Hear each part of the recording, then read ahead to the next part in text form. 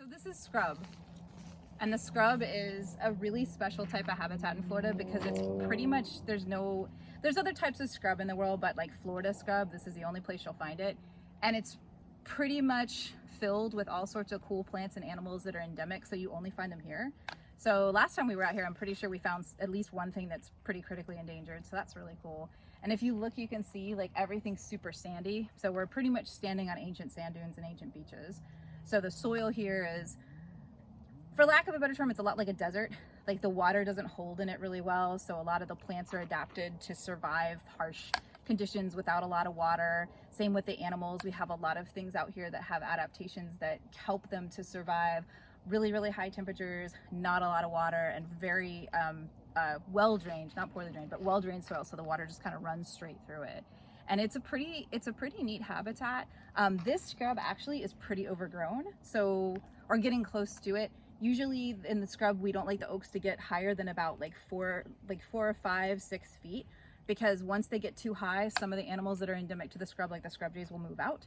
Because if the trees and everything get too high, then predators will move in and they don't feel safe living there. So they'll maintain it different ways by like cutting things down or running fire through. So that's things that will, because naturally the fires would come through here every about 7 to 10 years and knock the plants back, so then they would come back. So we have some really neat plants that we saw in here the other day, so I'll show you guys.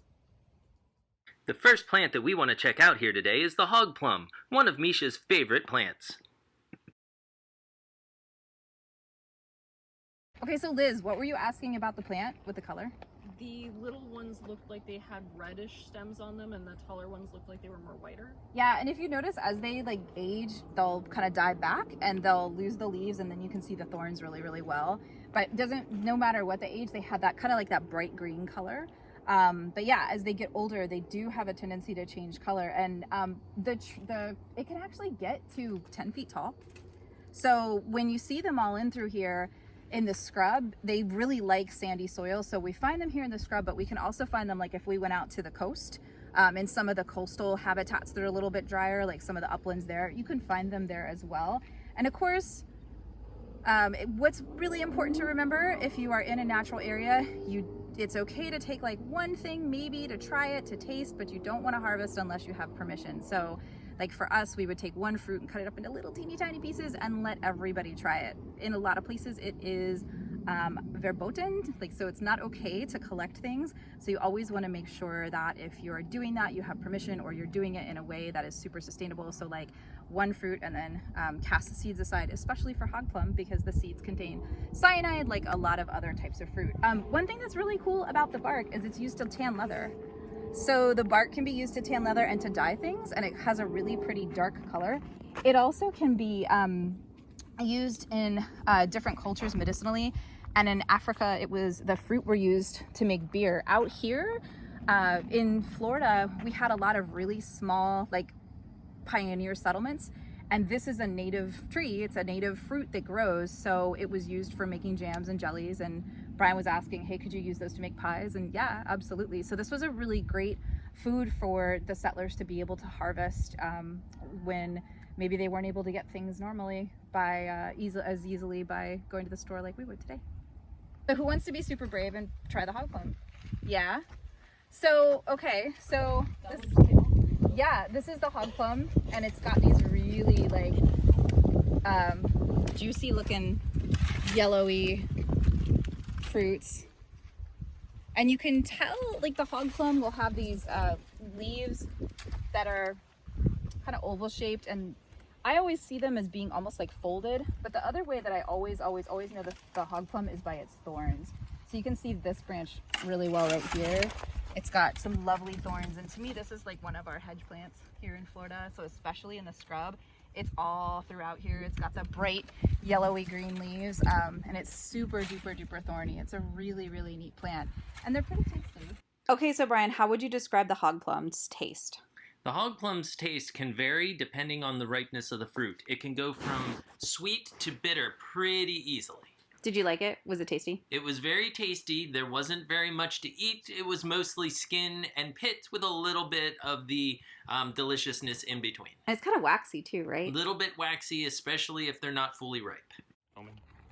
Okay, so one of the reasons why when I used to work in the scrub habitat, we were like super protective about these places that looked like there really wasn't anything there is because this is actually completely covered in spike moss. So this is spike moss, and there's also different types of ground lichens kind of mixed in here as well. Florida scrub, because it's such a rare habitat, we have certain types of lichen that only live in that area, and a lot of the plants are really, really rare. So when you go to places and they say like, hey, please stay on the trail, one of the reasons is to keep from damaging these plants.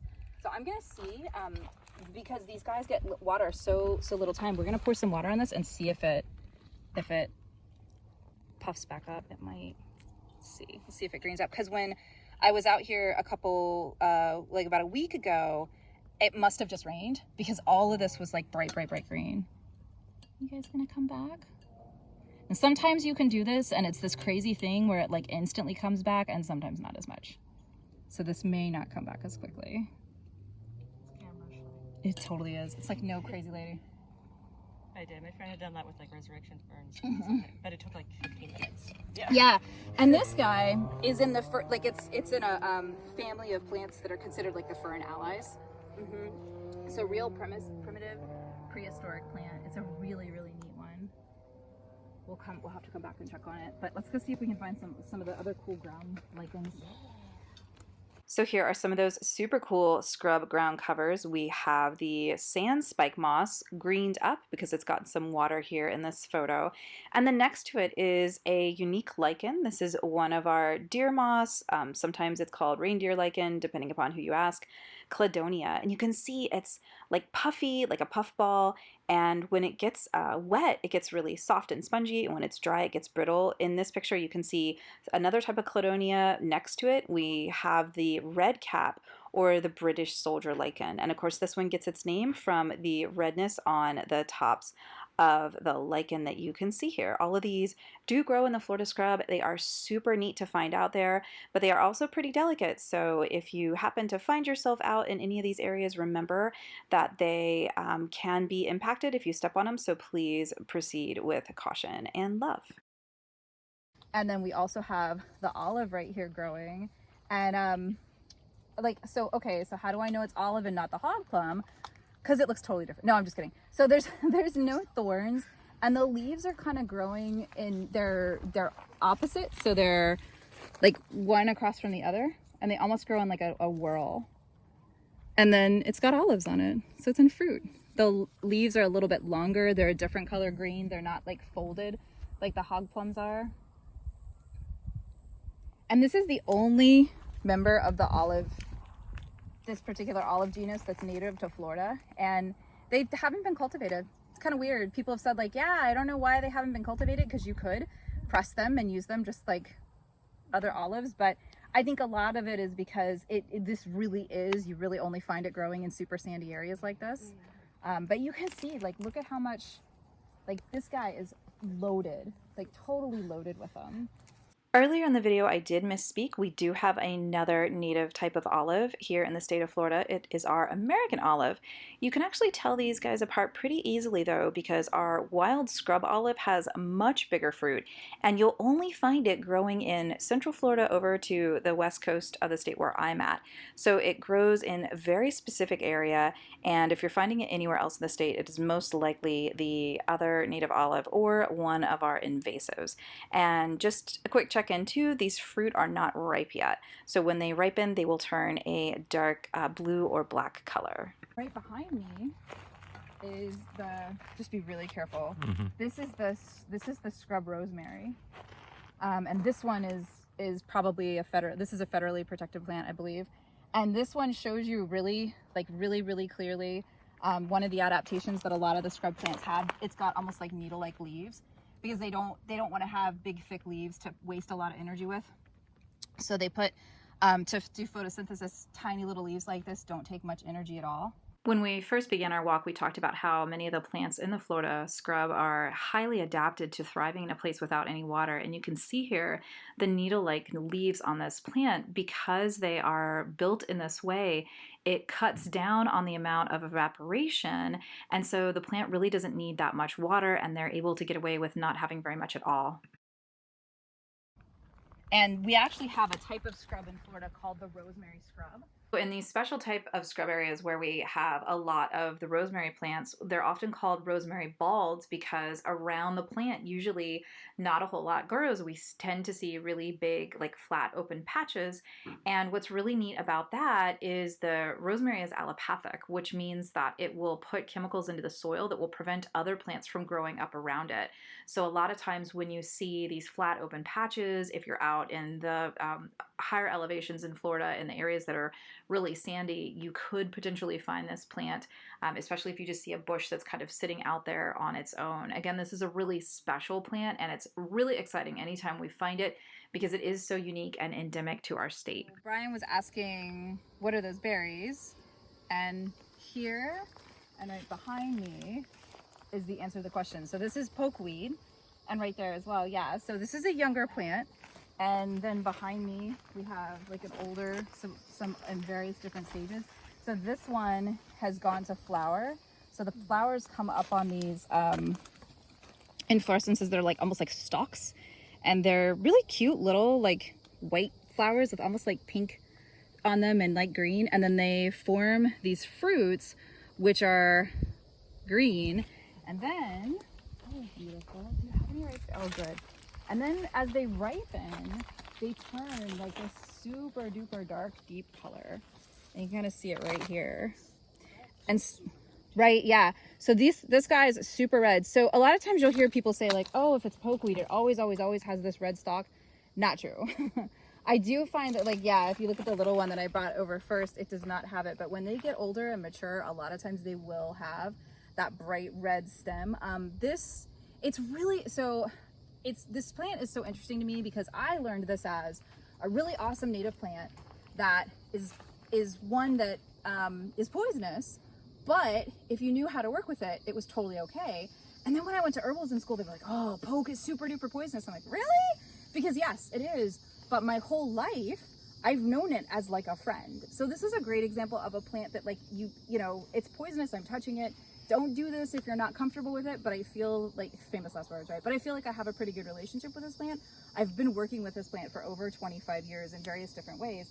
And whenever I would take nature tours, I used to love to see this plant because I would be out there, we wouldn't see any birds, no animals, no nothing, nothing's blooming. But if poke was there and had just one berry, I could show one fruit, I could show everybody something really, really neat. And the reason poke was such a great plant to have is because of it's beautiful.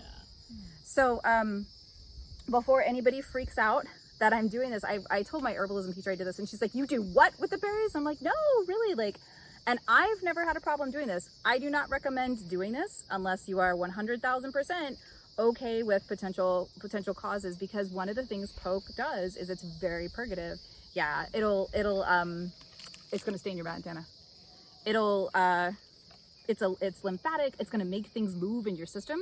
So if you need to poop, that is one. And typically with this plant, we would use the root. You can see it's still going to stain my hands, and it'll probably be there for quite some time. This was used as a coloring and as a dye, absolutely. And many of the pioneer people, like, they knew how to use this plant. So you actually can eat, like, if you look right here, like the green growing tips, those are edible, provided you do the 3 boils. It's like you boil it, change the water, boil it, change the water, boil it, change the water. I don't recommend doing that. I have never done it because I've never felt comfortable doing it. But this is one of those plants that like people have learned how to use it as medicine. It's very powerful medicine. We're actually, a lot of herbalists are exploring it for use in breast cancer too, because it's so good at like moving things through the body. But it is really important to understand that it is poisonous, and it is something that we have to be really careful about. So for those of you that are like, oh my God, you just got it all over your hands. Yep, I did. And I'm going straight to the bathroom to wash it and really scrub it really, really well. But one of the things about poke and a lot of our natural lands, it gets eliminated. It's considered a weed. It's considered a plant that people don't want to have. But for me, it's a plant that really speaks to my elders, because my elders in Alabama used to eat poke. And this was something that like we had as a family thing. So it's a very, very, for me, this is almost like an ancestor plant. So it's one that I always love to see. But this is one that, yeah, we get all over Florida and all throughout the South as well. Yeah. Thank you all so much for joining me on this short hike through Florida's scrub habitat. I hope you enjoyed, and if you did, please do hit the like button. It does help us out, and consider subscribing to our page where we will be uploading more nature walks with me and plant profiles and lots of good Chinese medicine with Dr. Brian, as well as movement videos as well. Have a great day, and I'll see you next time.